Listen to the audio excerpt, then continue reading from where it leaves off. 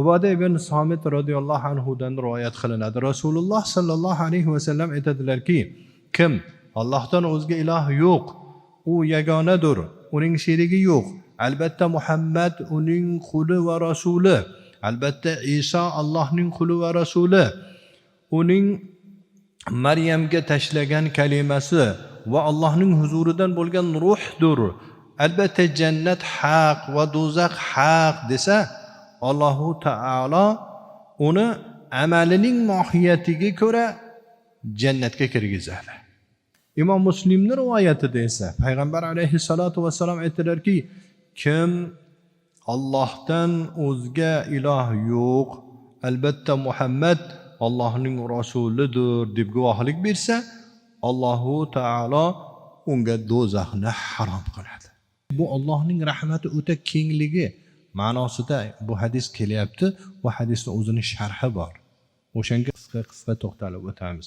Ya'niki inson o'ladigan paytida, vafot etadigan paytida shu shahodat bilan o'lsa, albatta jannatga kirishiga bashorat bor.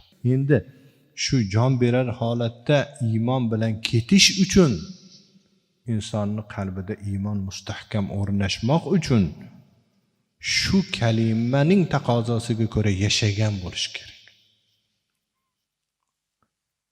Namoz o'qigan bo'lish kerak, roza tutishgan bo'lish kerak, chunki Allohning rahmati shu amallar ichiga berkitilgan. Alloh taolo o'ziga itoat qilgan bandasini yaxshi ko'radi. Shuni inshaalloh jannatga daxil qiladi Allohu taolo. Ya'ni shirk keltirmasdan shu iymon bilan vafot etish.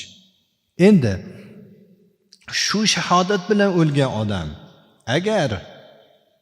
agar savoblaridan gunohlari og'ir kelsa, u do'zaxga tushadi. Lekin do'zaxda abadiy qolib ketmaydi. Jazosini o'tagandan keyin chiqadi. Ana shu ma'noda unga jannat harom qilingan deyiladi. Abadiy qolishi harom qilingan. Amallar taroziga tortilgandan keyin gunoh ko'p bo'lsa tushadi. Uni jazosini o'tab chiqadi. Keyin baribir jannatga chiqadi. Agar amali solihlari ko'p bo'lsa, to'g'ri jannatga ketadi. Ana shu ma'noda aytilgan hadis mana Alloh taoloning rahmati naqadar keng